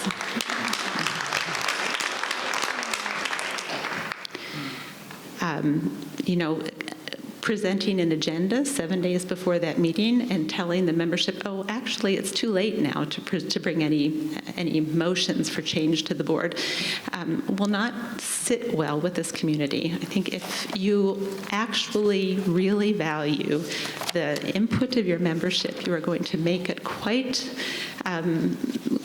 readily available, the information that's necessary. When do members have to present proposals for changes that could be brought forward at this meeting, provided that a quorum is established and the meeting is properly constituted? So I would like to know in advance. I think a lot of people still don't know. Some people have been told there is no form for, by senior management, have been told there is no form for a proxy. Discovered yesterday that that's not true. Will there be an email blast that will go out notifying everybody of what the actual current status is and what the mechanisms are, both for proxy voting, for establishing a quorum, and for bringing forth business to the member meeting? Madam President? Yes, Director Collins. It's my understanding that the proxy vote can be done and used for the quorum, to reach the quorum in the membership meeting. The GM corroborated that yesterday. Once there is a quorum and it has been reached, then the floor can bring forth motions. Do those motions have to be presented under the time restrictions that are listed in Article 4, Section 1 of the bylaws? Do they have to be presented 10 days in advance for a change to the bylaws and 30 days in advance for the Articles of Incorporation? To my understanding, it would be no, because you don't know if you're going to have a quorum to make any. No. Yes, but presuming that a quorum is established and the meeting is constituted, people need to know today or tomorrow or by Monday at the latest. As I'm saying, it's too late to wait until November 8th to tell people, oh, by the way, this has to be published 30 days in advance.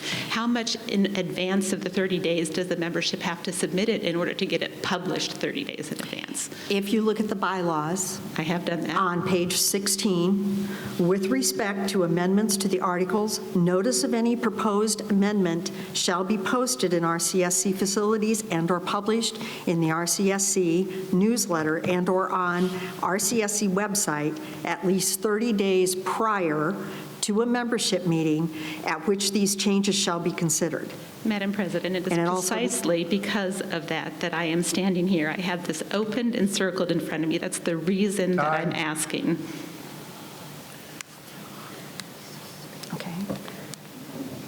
Okay. Jan?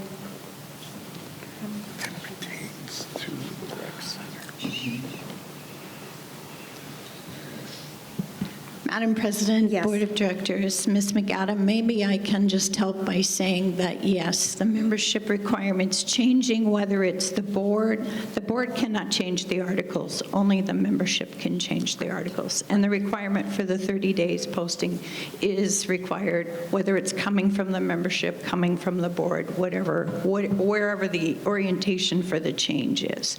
The changing for the bylaws is the same for the membership as well. So it would need to, it would come in, it would go on the agenda so everybody out there knew that that was happening. It would be good to have that put together, yeah. Okay, thank you. Okay, second time? Hold on, let's, okay. Okay, that's good information to have. I think that our membership needs to know that. Now, a further question is that this bylaw says that that actually has to be published in Sunviews 30 days in advance of the meeting. When does the membership have to submit this in order that that restriction can be fulfilled? Shall be posted in RCSC facilities and/or published in the Sunviews. Okay. So in other words, the 30-day advance notice is adequate. If the membership chooses to submit a change to the Articles of Incorporation, so doing that by November 13th would be adequate. Is that correct? Well, maybe one day give us one November. Okay, so we're saying by November 12th, anybody that wants to change the Articles of Incorporation. And in terms of the bylaws, which require 10 days, that would have to be done by December 2nd, let's say. Okay. And when that happens, it then goes on the agenda, is that correct? And during the meeting, who brings forward the motion then? The person who wrote that and submitted it to the corporation, or how does that work? Okay, so somebody brings it, and of the potentially 1,250 people who might be there, a second is asked for, and then, provided that it's seconded, there is a discussion with 1,250 people related to that change. Is that correct? Is that my understanding, that that's the way that works at an annual member meeting? Jan?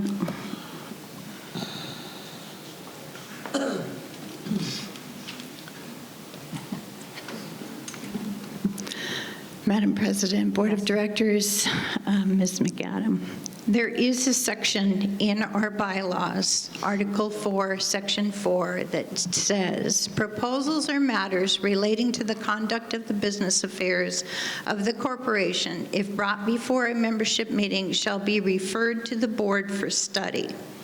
Such matters being solely within the powers delegated to the board in accordance with the laws of the state of Arizona, the restated Articles of Incorporation, and these corporate bylaws will be considered only as a recommendation to the board. That has been in our bylaws since 1972. So if there is a process that is brought to a membership meeting and is put on the floor at a membership meeting, it will be referred to the board for consideration. Now, so what can the members do if the board doesn't? I know the next question, so let me just answer it. Yeah, you might have another one too, but the answer is if the board comes back with their, stating that they're not going to consider that, then what the members can do is get a petition. Should the petition go through the process, that is a process that is not go through the board. And then a meeting is called of the membership for the petition and voted on the petition. Yeah, of course. I guess. Yeah, so I am aware of the fact. I have my bylaws open to that page, okay? Leave it there. Sorry. Bill Pearson, whatever my number is. Do you need it again? No. Thank you. Believe it or not, Jan and I had this argument many years ago because the language was in there, as she said, from 1972, and it in fact was the protection when we had a quorum of 100. A quorum of 100 couldn't change anything. It simply was referred to the board for study. That was the way it worked. But we convinced people that we had to go to 35 and then to 1250, and we haven't had a membership meeting since. But I didn't come up to argue that. I really came to give kudos. I think you did a brilliant job when you hired Mike. I literally mean that. Building guy, knows what he's doing, knows numbers. So thank you for putting somebody in that knew what they were doing in building. Secondly, to Bill Cook, well, he and I have banged heads a little bit, and we will continue to. Last meeting, the 2 work sessions were wonderful. The planning session, you mean? The planning sessions, Okay. whatever you call them, Yeah. where people could sit here and listen to the lake. And people could sit here and listen to the water reduction plans. Hopefully, as we go forward, that will be how we function. Because when we sit here and know that, then we can realize that when Gene says, let's raise it to $4,000 or $5,000, there's a reason for it. $4,000 will generate about $8 million a year. I don't know, give or take. If you don't know that, that's the number. $6 million on the lake's probably light, but let's say that's the number. $23.5 for the water reduction. Okay, $4 million for the building. Mike, with all due respect, $17 million for Mountain View when the storage shed is going to cost $4 million. Let's get realistic. $30 to $40 million, I think, is a safe project, and I'm not a building guy. You are. Gene said Fairway costs 16.2, right? You said double. You're probably being a little light because 35 to 40 is probably more realistic, but it gets worse. Because you're sitting here giving us a picture of phase 3. We haven't even talked about phase 2, which is the pool. We did. So if you think I'm a little confused. Phase 2 was discussed. Yeah, when we did and the plan is there? Phase 1 and phase 2. Okay, and when do you project phase 1 will be done? We're actually in the planning stage now, correct, Mike? No, but from a finishing standpoint. Again, I'm just trying to get It probably won't break ground until final quarter of 2022. 22. So 2 years, roughly. Phase 2 comes before phase 3, I think. Yes. So then you're 2024, 2025 for phase 2.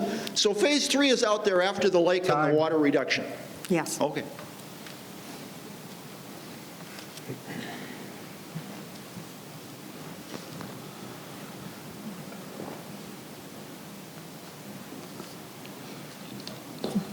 Lori Ellingson, and my member number is? 133335. That is correct. Mountain View project. Why are you proposing a project when you haven't done your due diligence?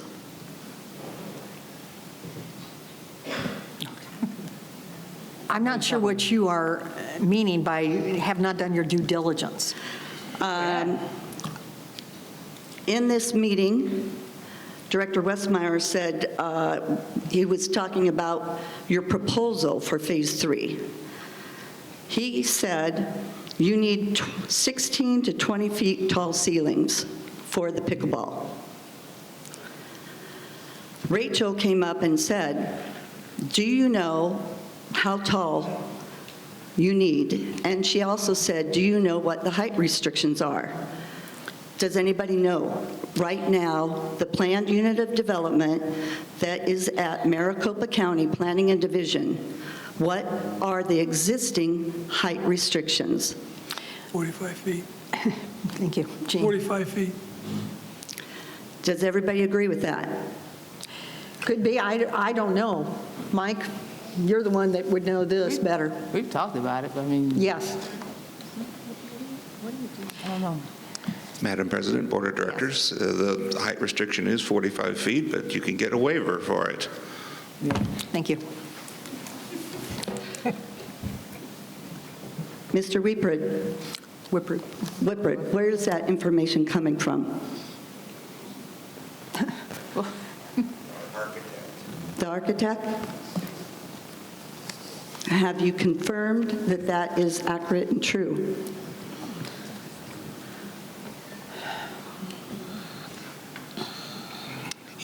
Madam President, Board of Directors, in a sense, yes, we've confirmed it. We've got a letter from the county saying we don't need to do a planned use development update to implement the Mountain View option 2, because it's replicating functions that are already at the facility.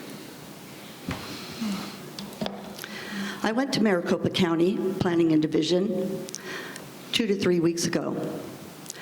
I have a copy of the plan unit of development that they gave to me. The height restriction is 30 feet. I asked them, can that be changed? They said you would have to get a variance in order to change it. I researched, I Googled, what's the minimum height requirement? Time.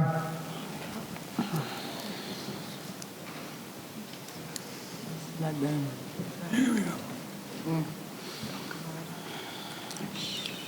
Jean Totten, 1487, whatever, you've got it. I just realized, since we're talking about Mountain View, that after reviewing all the management and general manager reports that were available on the website, I'd like to make the following observations and/or comments. All reports are missing from October 17th to February 2019. I'm sure it's an oversight, but I'd sure like to see them appear so I can put those figures in my spreadsheet.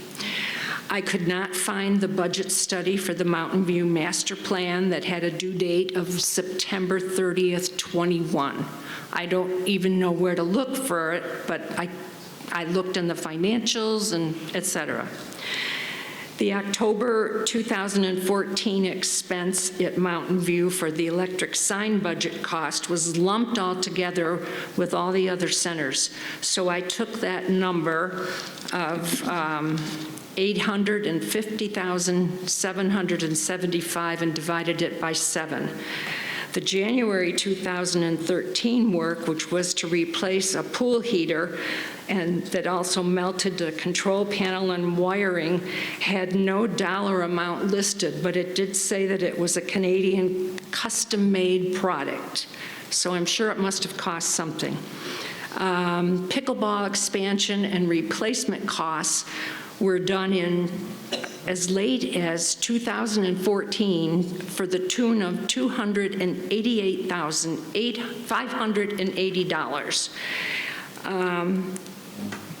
My total figures that I've just taken off of the information from the management reports came to, from August of 2007 to August of 2021, $1,145,827, with the very latest repair just this August of $13,317 for an auditorium rooftop TRAN unit.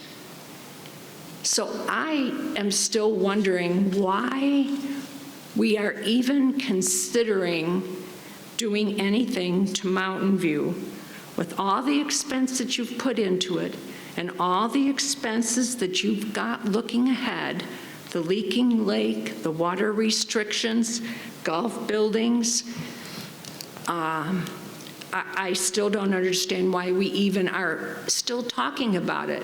We need to look at what is coming and put a moratorium on spending.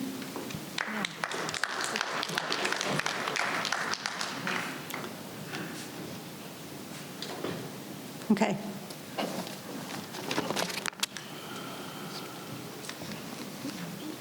We have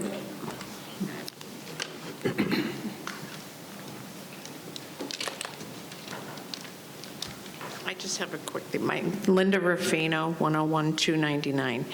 I just have a quick statement. When I first moved here 14, 15 years ago, We went to the Welcome to Sun City, when you come here and you get the big thing about what's all here. And I remember they said there was, I think, a group from either the Philippines or something that came here. It might have been the Philippines that wanted to build a community just like Sun City because it was a great idea, and that Sun City operated in the black, not in the red. Are we still operating that way? Yes, we Because are. it seems like you're spending millions and millions of dollars, and I don't know where all this money is coming from, because it seems like a lot of residents here are struggling to pay for a lot of things, and it just seems like, well, the prices keep going up.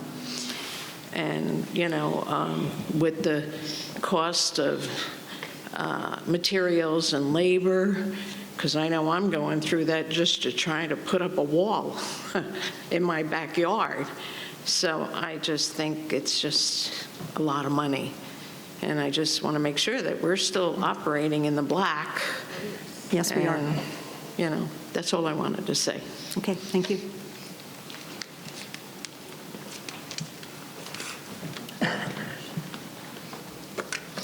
Lori Ellenson, 133335. Going back to height restrictions. Minimum height for an indoor pickleball court is 23 feet. If you do two, a lower level and an upper level, that's 46 feet. You also need to accommodate lighting and HVAC. That's going to put you at least 50 feet. Why would you propose what you just showed us for Phase 3, knowing that very, very unlikely that you would be allowed 50-foot variance on a project? Bill.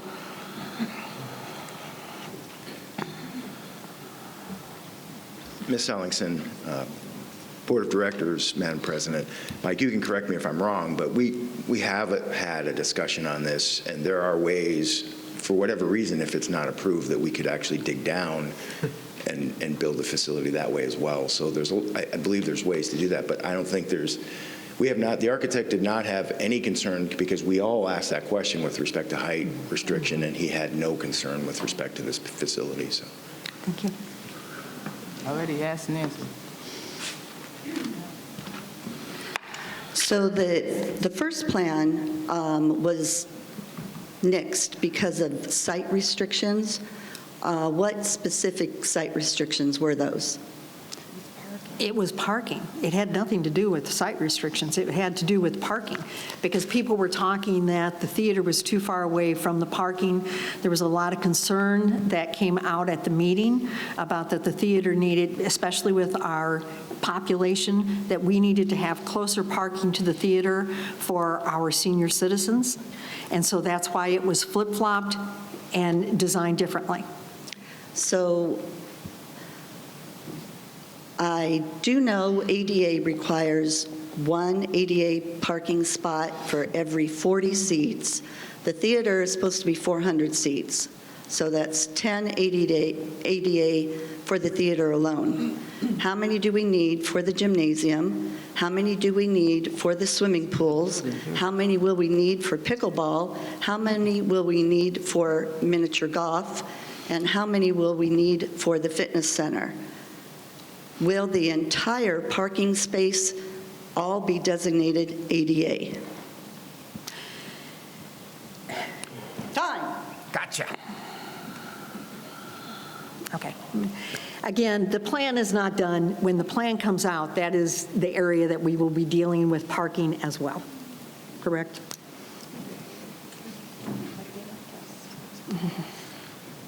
Madam President, Board of Directors, we've spent a lot of this time with the architect to ensure that we're going to have ADA. And we wouldn't get a building permit if we didn't meet the ADA requirements. So even if we can't pin down the exact number right now because we haven't launched a formal design, I can tell you for certain you're going to have all the ADA parking that is required by law. Thank you. Okay. With this, Switching gears, Lori Ellingson. At the last meeting, Director Hofer, you stated at 6:23 p.m. I was playing pickleball on Sunday, October 3rd. Where did you get that information? I was given that information by management, but we've already had this discussion. I'm not going there, okay? You and I have had this 3, 4, 5 times. I'm done. You were given it by management. Why did management give that information to you? I'm done. Sorry. You and I have talked 3, 4, 5, 6 times on this one. I'm done. There's nothing else to say. I'm serious. At the last golf committee meeting, you and I spoke after the meeting was over. I asked you what was the difference between being on a golf committee and being in a golf club. As you were explaining that to me, you stated, I played golf at the North Golf Course just last week. Is that correct? Yes.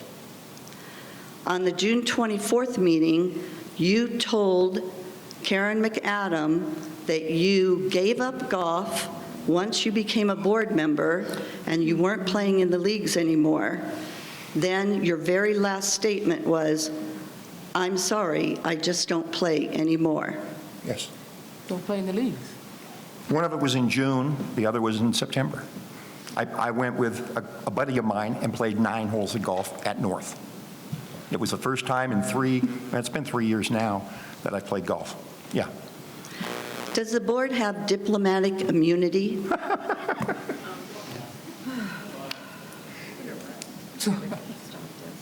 okay, Lori, I'm not exactly sure. It seems like you have an attack. I've asked here. certain information, and I've been told I cannot get answers. And I've been told it's because that's personal information, that's private information. My question is, why can the board find out where I am, what I'm doing, but no one else, any other members can find that information from the board? Again, I'm not understanding your point. It seems like it's more of an attack mode on the board than... It's not an attack mode, it's an information finding mode. It seems it's like it. documenting. It seems like it. When I have been accused of something that is false, I am trying to find the facts and get documentation. Time.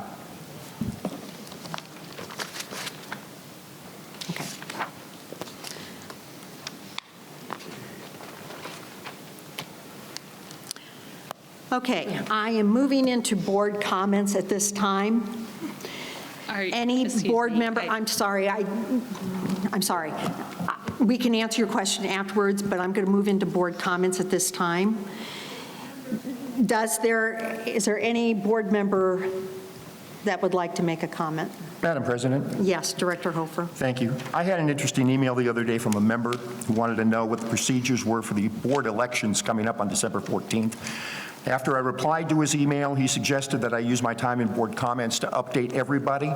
And since I'm pretty sure not everybody knows how the votes will be tabulated, I'd like to do that now. We have 3 different ways for you to vote. You can vote absentee ballot, you can vote online, and you can vote by coming to Lakeview Center, Social Hall 2 between 8 a.m. and 4 p.m. and voting in person on December 14th. The RCSC employs a CPA to handle all of the absentee and in-person ballots. That person is responsible for tabulating those votes, and they're the only person to look at those votes. And that person, by the way, has absolutely no affiliation with either Sun City or the RCSC. The computer online votes are tabulated by a company that we have back east. They're located, I believe, in North Carolina, though don't quote me on that. And they have no connection as well to the RCSC or to Sun City.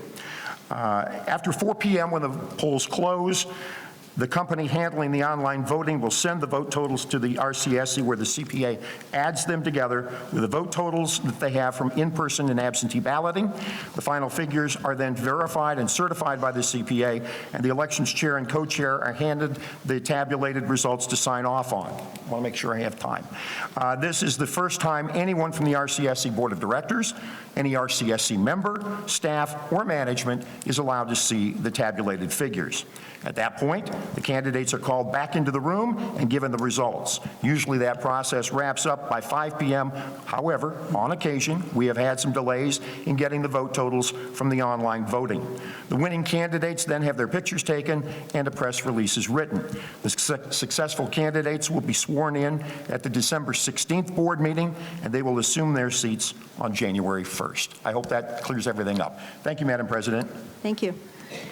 Director Westermeyer. Do I get 3 minutes? You get 3 minutes. Oh, go. I can't do it in 3 minutes. Okay, I just want to say on the elections, I hope that we vote for people on, not on emotions, but on facts and what they're going to do, and not let our emotions be our guide. I think we need to look at it and say what candidates are on here who are willing to devote time and energy into this program. It is not a 2-day-a-month program. It's I'm just a placemat for the next month and a half for replacing someone. But I think you need to really ask questions. It's more than just a 2-hour. Well, we spend a little more than that time. Yes. And secondly, you really need to say, is your family willing to accept that you have to be in this position for the next 10 months for 3 years? And are they willing to put forth the time and effort? I have a list of other things I'd like to talk about for the committee to vote on and how to do it. But I just want to say that I'm somewhat disappointed we did get the payoff fund, but I've been disappointed many times. And if Lori wants to know what I do every day, I'd be willing to make a list for you, starting at 5:30 in the morning. I walk. I take a bowel movement at 6:30. I have breakfast at 7 with my wife. I go play golf at 10:30. I come home at 2:30. I take a shower, and then I sit down and I watch TV, and I watch football when it's on, and I watch baseball when it's on, and that's what I do.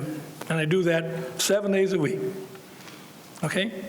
And I'd be willing to write it out for you day by day, and you can come over and help if you want. I also do the dishes, I scrub the floors, and I make the beds, and my wife has cancer, so I do a lot of things. So whatever you want to come over and help me do, please come over.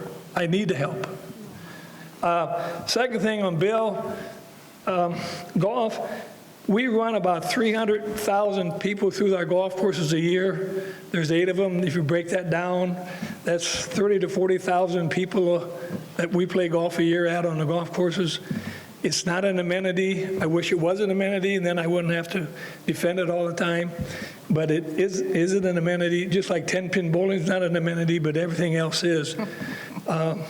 We spend the money on the rec centers because we want to make this the best living community and active community we can. And we get our money from 2 sources. One is the PAF fund, which pays for everything over $300,000, has a 10-year life. And the second one is we have an annual assessment fee on your lot, which pays your operational fees, the lights, the heating, and air conditioning. I think we need to look at that. I'm not in favor of... Time. Okay. You got nailed. Thank you. Madam President. Yes, Director Akins.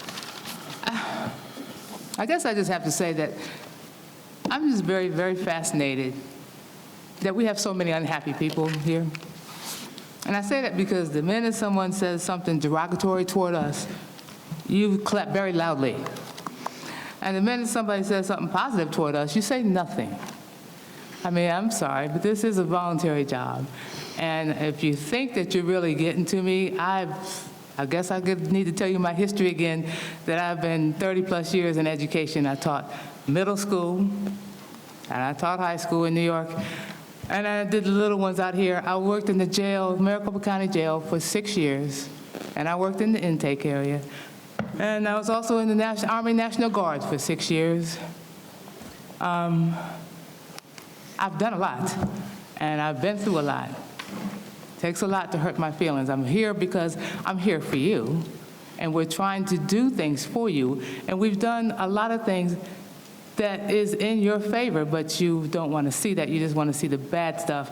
I've been approached by a lot of people, especially now that the Sun Bowl is open. I've been approached by a lot of people that are thanking me for the job that we're doing and say that we are doing a good job. And the more people that are listening, watching the board meetings here lately are getting extremely frustrated because the same issues are being brought up over and over again, and they're tired of hearing it. And that's what they're telling me. I mean, that's not my opinion, that's what I'm hearing. That you guys need to come up with something different and stop beating the dead horse. And let's go move on, and we're trying to make you happy. Like I said, with the Mountain View project, that's a proposal. When you decide you're gonna build a house, you gotta start with a design somewhere. You don't just decide, well, how much is it gonna cost me? And then you start making the design, then the cost changes, because that's what happens when you try to build something. But all I can say is I feel bad for those of you that are so unhappy that the only happiness you can find is coming here to be ugly to us. I'm sorry. I really am sorry for you. And I hope you find some happiness in your life. Okay.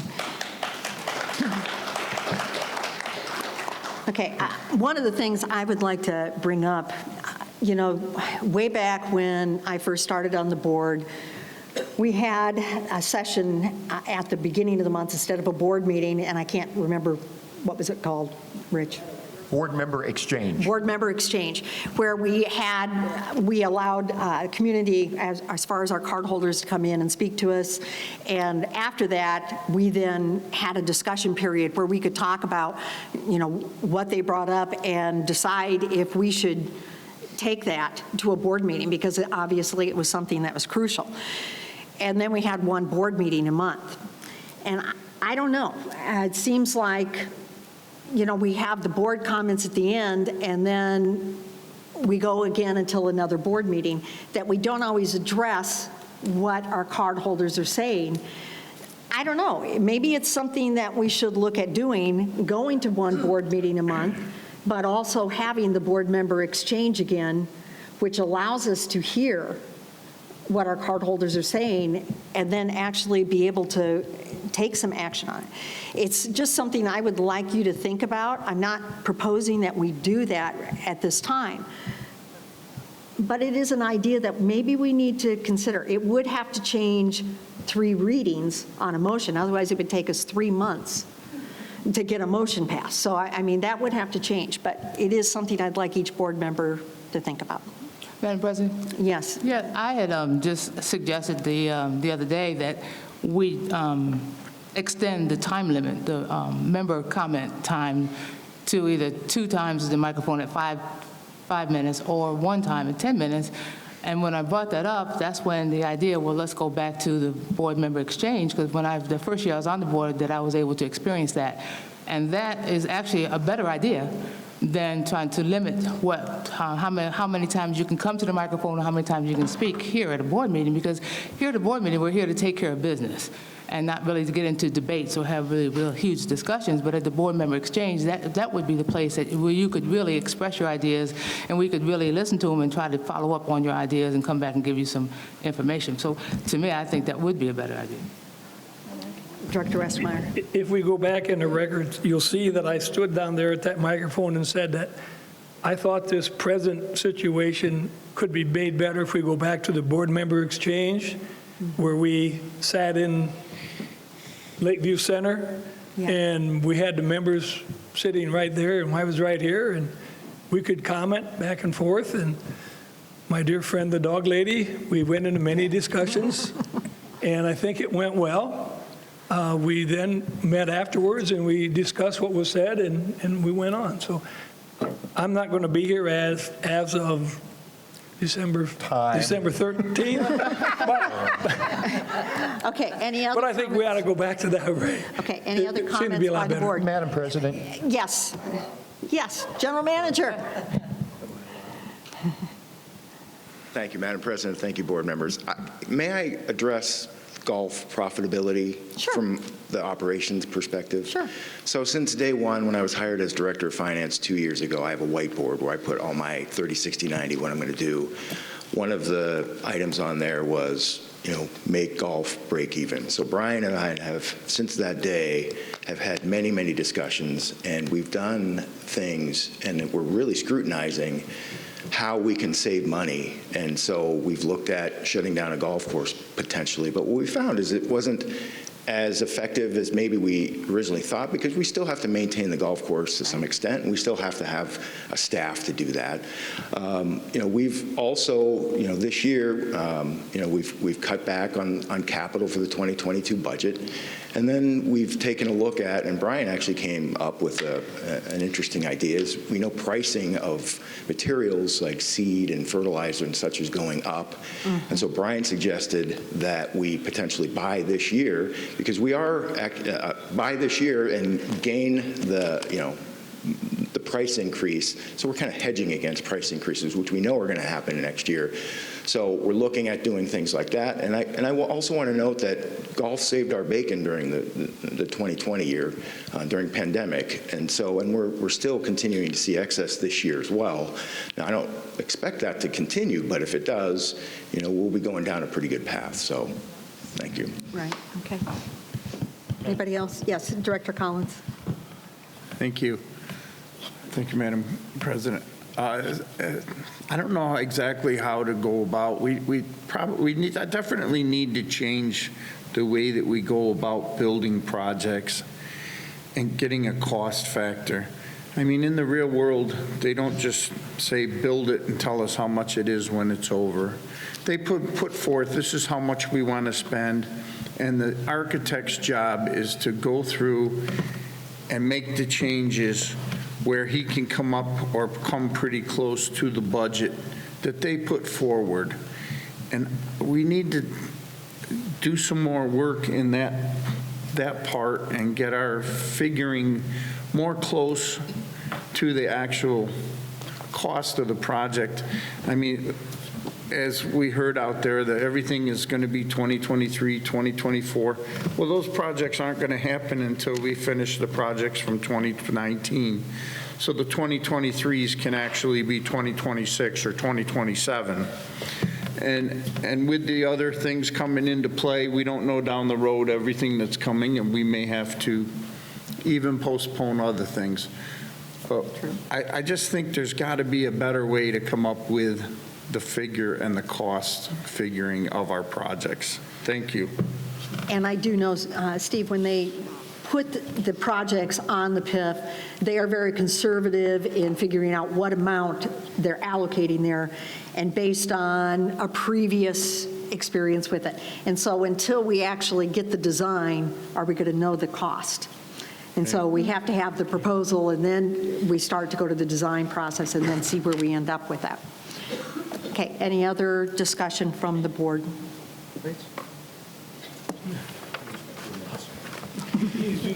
Anybody else? Okay. Our next. Madam President, I'm sorry. It's just a quick comment. I know some people have said that I make kind of silly faces up here sometimes, and I just want to say that I just had a total knee replacement at the end of July, and every now and then I get a pain in my knee because the doctor said it'll take about a year before it completely goes away. So if you see me up here squinching, and don't take it personal. I'm kind of trying to figure this knee out, and I'm trying to have a conversation with it until it stops bothering me. Thank you. Okay, our next board meeting is November 8th, 2021, here in the Sundial Auditorium at 9 a.m. Asking for a motion to adjourn. I motion. Okay, Treasurer Rooney, need a second? Second. Seconded by Director Akins. All those that approve? Aye. Opposed? Okay.